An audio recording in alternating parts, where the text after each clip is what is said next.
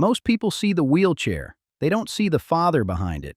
The early mornings, the sleepless nights, the challenges, the victories. We're raising families, breaking barriers, and proving every day that limits are meant to be challenged. Real dads, real stories, real life. Welcome to Wheelchair Dads. Welcome, guys, Wheelchair Dads. You got Zach Wolf, Doug Gallica. I'm Jared Funk. We are three dads in a wheelchair, and between us, we have 10 kids. So we are here to talk about anything from wheelchair stuff to fatherhood.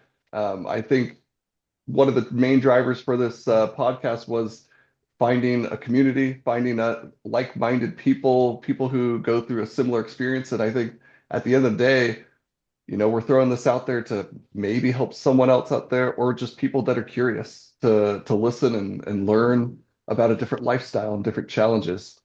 So I think for this first session, we just wanted to kind of get the background, lay the groundwork, get introductions. Um, and so I'll throw it over to Doug or Zach. You guys can duke it out, whoever wants to go first. I'll Doug, let Zach go.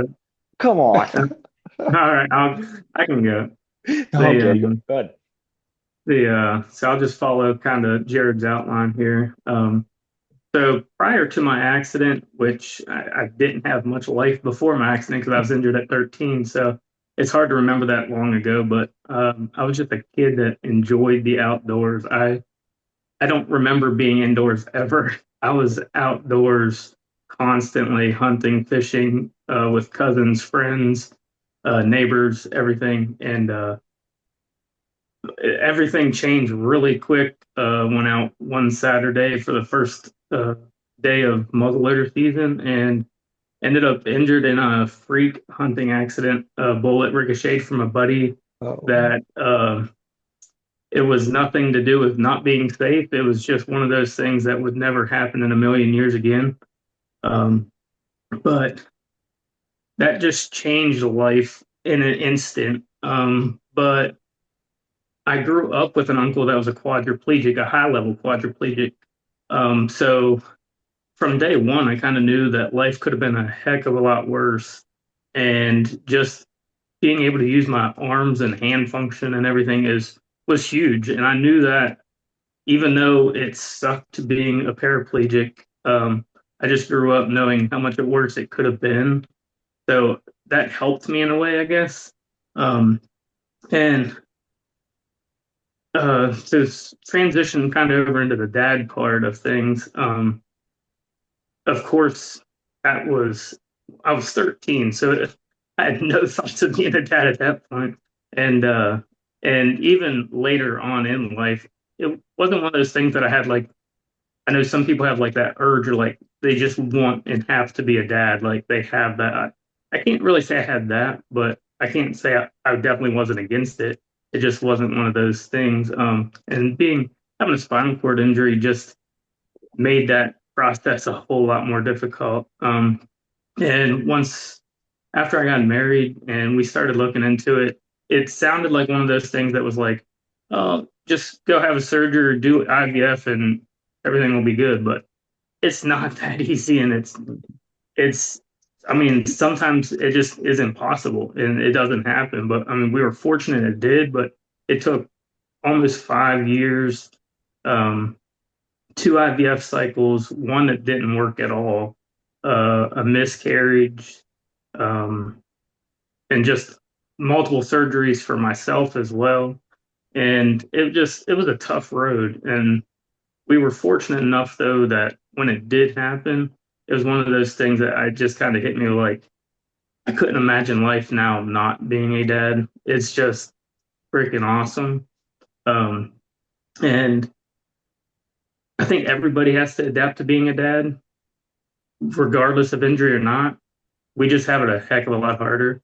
Um, and I guess where I had the benefit of is I had almost 25 years of experience of being in a wheelchair before being the dad. So like I had that part down pretty much as far as being in a chair.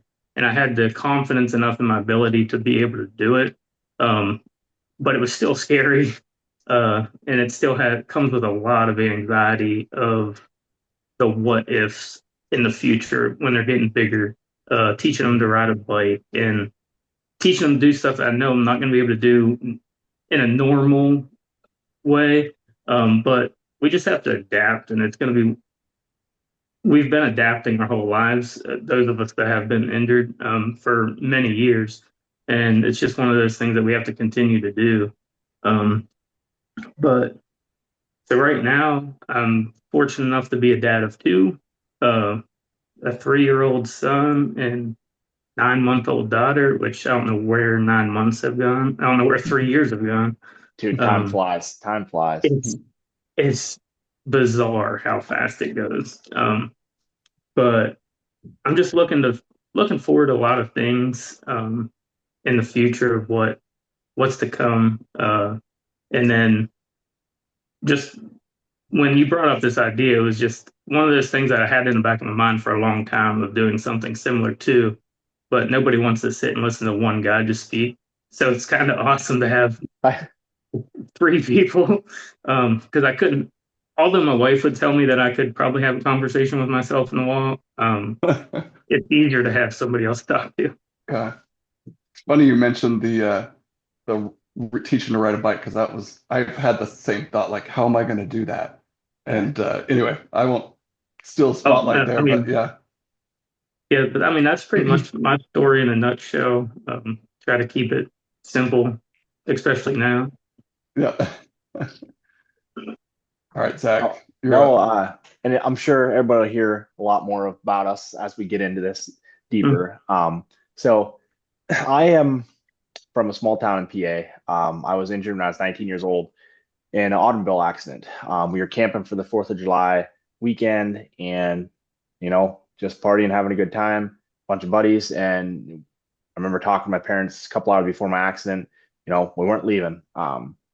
And I ended up jumping in a truck with somebody that's been drinking. We were all drinking that day, I guess you could say. And we were heading to town to just get some food, some more food supplies. And by no means were anybody out of control. It just a blink of an eye, a mile outside of town, we rolled the truck over and I had a C5, C6 injury. I remember waking up face down on the road, not knowing what was going on. The other two, I was in the middle seat of a single cab truck, and the other two were perfectly. They didn't really have any injuries, and the roof sort of came down on my head when it happened. And prior to all that, though, prior to getting injured, I was same thing like Doug said. I was outdoors. I was the type of person that never asked for help.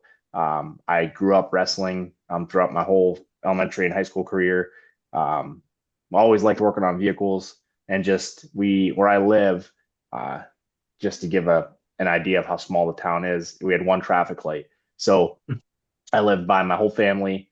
We lived all up on my grandpa's property and had my cousins close. So we were always riding four-wheelers, dirt bikes outside, playing tag, playing baseball. It was a life that you sort of dream of. You're surrounded by all your friends, all your relatives, and you just live life. And you never think something that can happen. You just never think your life can change as much as it did. And that day that I was my first year of college when I got injured, that summer of my first year of college, just you're still trying to figure out. I was still trying to figure out life. What am I gonna do the rest of my life? What am I gonna what am I gonna be when I grow up? I still didn't know. And that day my life stopped. It literally I didn't even know I hit rock bottom. No idea what a spinal cord injury was.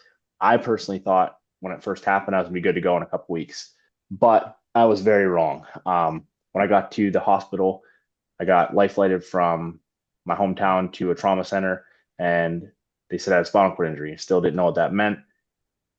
When I got to inpatient rehab, just doing a quick overview of everything. But when I got to inpatient rehab, is when I found out how bad I was injured. I couldn't move anything from my neck down. I had zero movement, zero feeling, and I needed help doing everything, brushing my teeth, bathing, everything. Which for a 19-year-old, all your dignity goes out the window. You're not, I would never want anybody to have to go through that and just the mental side of it was so tough. The what ifs, what am I going to do? How am I going to live my life like this? I can't do anything for myself. I couldn't feed myself. My mother had to feed me. Brittany, my wife now, she would come down to visit me, and that's embarrassing. Like for having to, Mhm.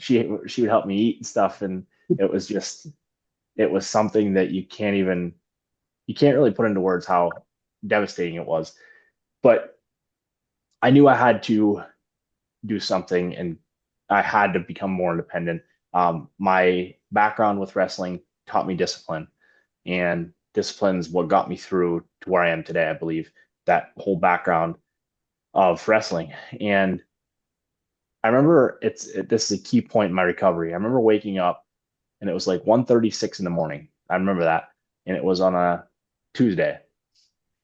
I was in an inpatient rehab and I woke up in the middle of the night and it was like a trigger went off that said, Zach, the only one that can fix this is you. You're the only one that can get through this and push. My parents, your mom and dad, I couldn't do nothing. They couldn't do nothing for me. I can cry all I want, but it's not going to help me. So from that day forward, I busted my butt to get as much as I possibly could back. Started from trying to sit up on the edge of the bed on my own, trying to feed myself on my own, um, thinking outside the box, doing things, adapting, and I got to where I was independent, pretty independent. And if it wasn't for Brittany, your parents help you do everything. My mom was, if I needed a drink across the room, she'd get it for me. Brittany sort of said, no, you can get it. And that was the best thing for me. Honestly, gosh, that was the best thing for me because I needed to do things on my own. I needed to figure it out. Obviously, if I was in a predicament, she would help me, but it was more or less like, hey, you can do this. And that right there is a key point that I think a lot of people need to see. You need to be pushed a little bit to get to that over that. So our journey of becoming parents, me becoming a dad, was at least an 8-year journey. We went through IVF cycles, I think 4 IVF cycles. We did IUIs. We had all failed attempts. We did test after test after test, and nothing was wrong with either of us. And they kept saying it was unexplainable. So we did. After the IVF, we decided we were going to take a break for a little bit, and we were going to do, we were looking at the adoption process. So we started that process, which um, was a very interesting process, I will say. So we got through, our home study, all that, and we started marketing ourselves. And once we started doing that, we created a website, social media pages, and started, saying we were parents looking to adopt.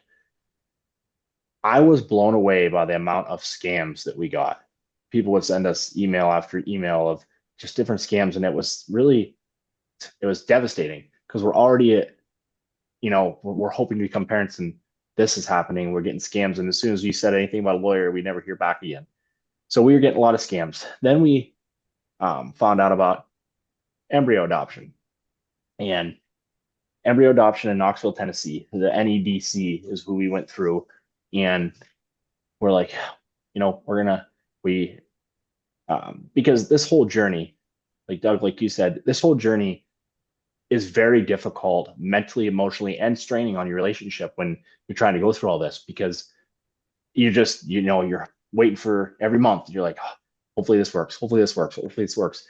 And when we were doing our IVF cycle, it felt like once it didn't work, you felt like you're another number from the facility we went to. Like, oh, you can try again. Or it was very devastating. So it was very stressful. So we did decide to go down to do the embryo adoption. Once we were right state of mind, we were okay, we're going to try this. Our first cycle down at the embryo adoption, the center, it was a failed attempt. But we had high hopes. Brittany, didn't mention, but we had couple miscarriages throughout this whole process. And the embryo adoption, we decided to jump right back in with the next cycle. Now, Brittany started medication for the next cycle of embryo adoption, and our neighbor called us when we started this medication, And it was about 2 weeks into it, and they told Brittany and myself to come over. They'd like to talk to us. We're like, oh boy, what's going on? You get this gut feeling, what's going on? Well, we went over, and um, they were saying that they knew a birth mother that was looking to place her child. So we're like, holy, this is wild. And I'll go into more detail in later episodes, but we started going through the process of the adoption as well, because we knew neither were 100%, because we had failed attempts, and then we got scammed so many times. So either there was a lot of things could have happened. So we decided to pursue both, continue to do what we were doing.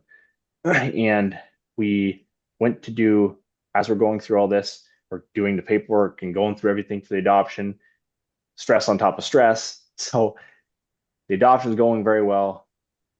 We start the embryo adoption. They put they transfer the embryos, and there was 2 really good embryos and then 1 poor embryo, but they give everything, the NEDC gives everything a chance at life. So they had a 1% chance that the poor embryo would make it.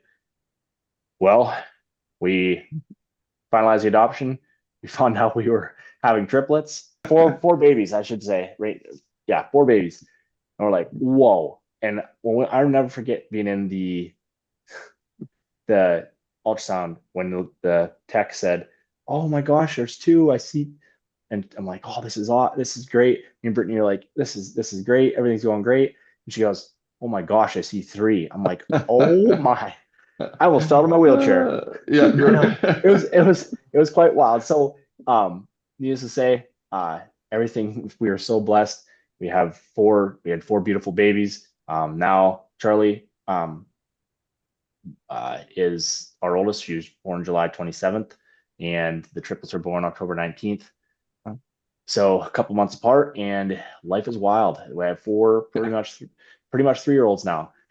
And now where I'm at now is living life, trying to keep up with these kids. That's all So you can do. That's all you can do. Right. yeah, that's a rough overview of my story. But throughout this whole thing, this whole journey of becoming a dad, as you guys know, you adapt and you figure it out. I times it by 4, and I had to figure out how to do it. And you just, when you have to do it, there's many tools you can use and figure things out. So, but we'll get into that. But yeah, so that's my story. Awesome. All right. I'm up. So my story is a little different. It's kind of a slow burn. There wasn't one moment. But and it really starts at birth. I was born with a rare blood condition called Wiskott-Aldrich syndrome. And so it's a mild case of it, but I had chronic low platelets. So my immune system's a little compromised, and I bruise and bleed. I bruise easy and bleed longer than normal. So I wasn't allowed to play tackle football or anything like that growing up. But I had a great growing up. Like I played any sport I could. If I was on a hike, I'd do that. Even if I just walked around the neighborhood, like I was out doing stuff. Like that was how I did it. So fast forward a lot of years into college, and I would always do 3, 4 different intramural sports at a time, and I was on an intramural team. And ultimate frisbee was what I was playing. It's a non-contact sport, it says, but a guy took my legs out and caused compartment syndrome in my left leg. So that was the first big injury in 2005. And I was the doctor, long story there, but at the end of the day, he said I was probably within 24 hours of losing my leg because it had swollen up so much and was cutting off circulation. So from that, it killed muscle, killed nerves. So I had foot drop. So I overcame that and I was like, all right, cool, foot drop, whatever. I got a brace and I went back to playing stuff. Just my joke was always, I don't walk anymore, I strut. But like you said, you adapt to it. And then from 2005 to 2008, just in hindsight, I now see it. Like things were happening, like I just wasn't moving well, other things. And so in 2008, I was actually now out of college working, and I was on the company volleyball team, just a rec league. And from one week to the next, I just all of a sudden couldn't jump. So I was in the game trying to jump, and everyone's like, dude, why aren't you jumping? I'm like, I'm trying to jump. my foot drop got worse. Like I was starting to catch my foot all the time now, and I'm like, what's going on? And I'm 25, so I'm like, this, this doesn't happen to a 25-year-old, like why would I go to the hospital? So what ultimately pushed me to the hospital was the not jumping, and then it was incontinence about like I could not control anything. Like either I was just leaking all over the place or I wasn't able to go to the bathroom. So I go into the hospital, they do these MRIs and on the brain, full spine, and they're like, dude, you got growths everywhere on the spine. So there's not one spot, but what was happening is it was pushing on the nerves to my lower half, essentially causing nerve damage to my legs. So it accentuated the problem in my left leg, and then it was causing some problems in my right leg also. So it was and I went into the hospital, I should say this, went into the hospital 2 weeks before my wedding with my wife. And I got out 2 days before, went and got married. And then we went back to the hospital. I spent my honeymoon in the hospital just trying to figure out stuff. Um, and well, oh, I should say this part actually. I meant to say this. So at the beginning of all this, when they're trying to diagnose it, we had this doctor who will remain nameless because we don't like him very much. But he told me I had stage 4 central nervous system cancer and that I had 6 months to live. So I thought I was a dead man, basically. And I told my wife, I was like, hey, if you want to leave, like my fiance at the time, I was like, if you want to leave, like I get it. Like don't marry a dead man, like and to her credit, like I offered that twice. The first time she's like, don't even talk about it. And the second time, she's like, seriously, don't ever bring it up again. So I'm super blessed. She hates when I tell that story because she doesn't like attention, but I'm like, you deserve attention. Like you're freaking amazing to just stay with me. So she's been my rock through all this. So anyway, so I had all this nerve damage. And so really an incomplete paraplegic because I had the nerve damage, but I pushed myself so hard to walk. I was just limping everywhere. Then I went to a cane, and then I went to forearm crutches. And for 8 years, I was on crutches, and I just shot my shoulders like to pieces from doing the crutches. And they put me on prednisone, so I gained 70 pounds. So that didn't help, with the crutches and everything. So and it's funny because we look back now, I've been in a wheelchair, and this is different from you guys. Like the wheelchair was more of a choice in my instance because my quality of life had gone down so much. Like I wouldn't go anywhere because the first thing I would do would be look for a seat. And if there wasn't a chair, I wasn't going. So I was just going from chair to chair to chair to chair. I was already sitting all the time. We didn't go anywhere. We didn't do anything. And then my shoulders hurt on top of that. So I got really good shoulders and triceps during that time, but we just didn't do anything. So finally, actually, my wife suggested she's like, just try it, just try a wheelchair. And honestly, we should have done it years before. Like the things I can now do, it's like, oh, I can go to Disneyland, I can walk down the street, I can go around the block with my kids. So this all happened pre-kids, and but I was engaged. So I was already thinking, hey, we've been thinking about kids, maybe we'll have kids. And immediately I was just like, how am I going to teach him to ride a bike? How am I going to teach him this? Like, how am I going to do that? And it really scared me a lot. It's like, how am I going to protect him? Was a big one too. Cause like, what are you going to do?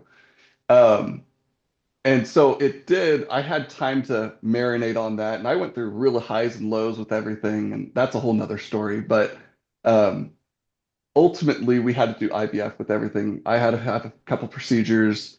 So we did IVF for all 4 kids of ours. So we have a 10-year-old, almost 11-year-old, twin 9-year-olds, and then 4-year-old now. So we're getting in this stage, and it's funny because we talk about like the bike one, and so I have this electric trike that I can throttle back with one hand. And talking about adapting, I could do that and hold on to a handlebar, and that's how I worked around it. And I was like, the day I figured that out, I was like, that was like number one on my list that I just figured out.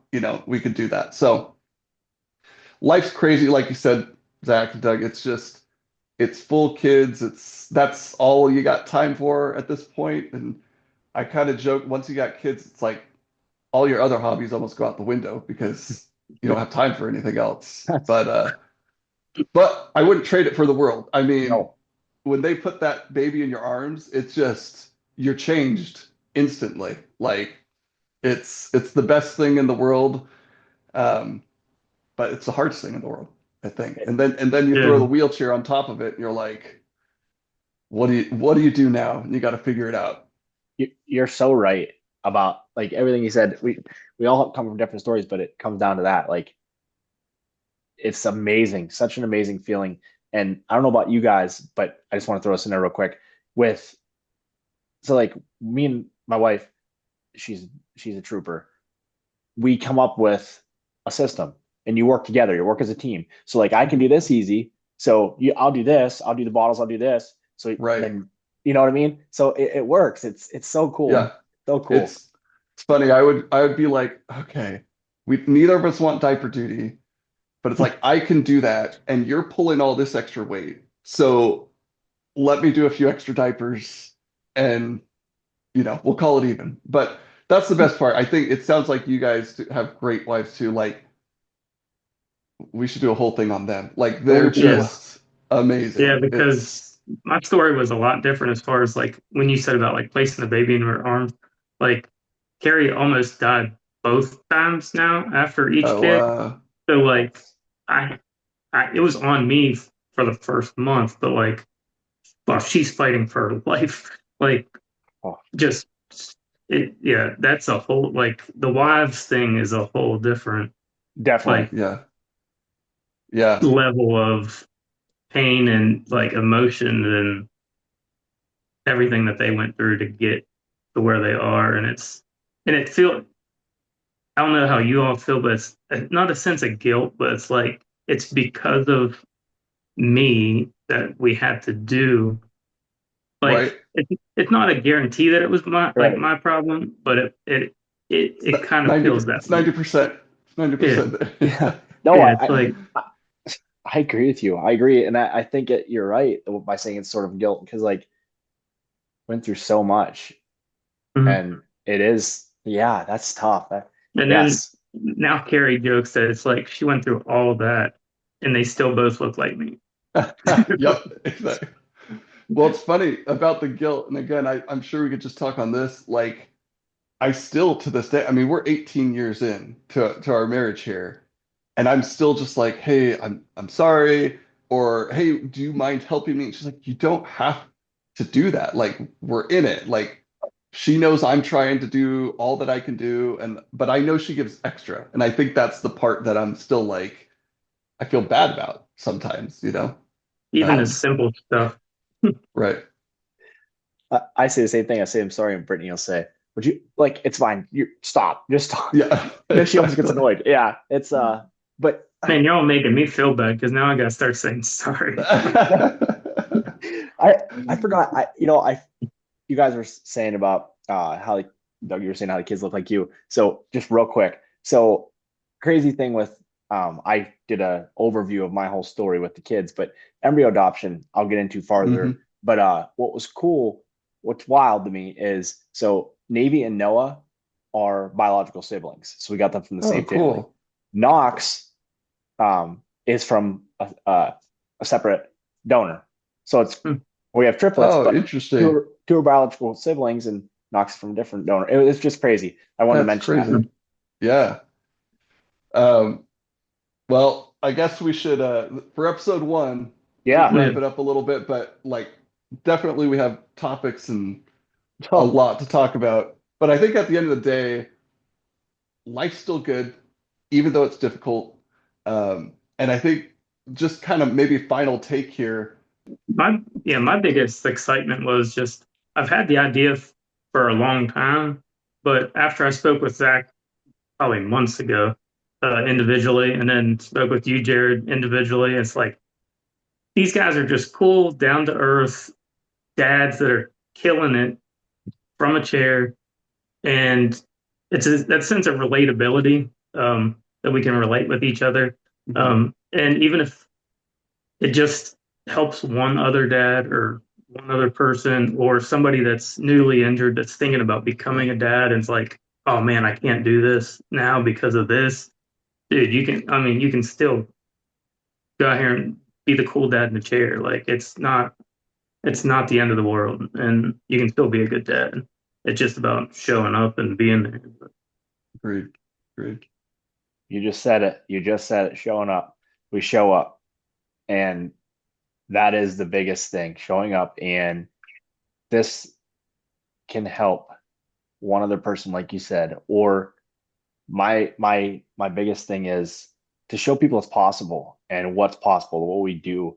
We're fully active dads. We do things differently. Might take us a little bit longer to get there. Might take us a little bit, but our kids don't look at us differently. Mhm. They adapt to us. My kids push me around in my chair. They see, hey dad, let me help you. Mhm.